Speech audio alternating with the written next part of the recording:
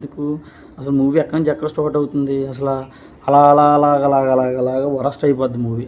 అలా కొంచెం అమ్మమ్మ సెంటిమెంట్ ఉండడం వల్ల, నాన్నమ్మ సెంటిమెంట్ ఉండడం వల్ల మూవీ కొంచెం బాగా నచ్చిద్ది అనమాట. అక్కడ దాకా బాగా నచ్చిద్ది. అది కాకుండా ఇంక వేరే స్కోప్, వేరే ఛాన్స్ ఇవ్వాలంటే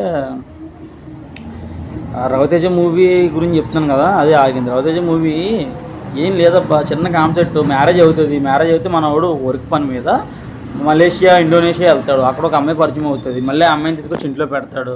అంటే ఇంట్లో వెళ్ళాలి, వంటింటి ప్రియురాలు స్టోరీ ఏదైతే ఉందో అదే స్టోరీని రీమిక్స్ చేశాడు.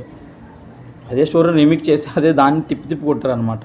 అంతే కొంచెం బోరింగ్ అనిపిస్తుంది. అండ్ అనగానే ఒక రాజు అయితే ఊర్లో ప్రెసిడెంట్ మనవాడు ఒక డబ్బున్న అమ్మాయిని పెళ్లి చేసుకుంటే బాగుపడతాడు, లైఫ్ ఎలా టర్న్ అవుతుంది అన్నదే. ఆ అమ్మాయి ఇంతలోపు ఒక సబ్జెక్టు ఫెయిల్ అవుతుంది అన్నది సిచ్యువేషన్లో అయితే తీసుకున్నాడు. అక్కడే కొంచెం ట్విస్టులు, కొంచెం జలకలు అన్నీ కూడా తిరుగుతాయి. ఇంకొక మూవీ ఉంది, అదే నారి నారి నడుమురారి. మరి ఆ మూవీ స్పెషల్ ఏంటంటే, ఏదైనా మూవీ మార్నింగ్ షోలు మొదలవుతే ఆ మూవీ మాత్రం ఈవినింగ్ 7 నుంచి మొదలైంది. 7 నుంచి 2 షోస్ పడతాయి దానికి. దాని రివ్యూ కూడా ఇద్దాం, మనం చూద్దాం. మ్యాక్స్ 90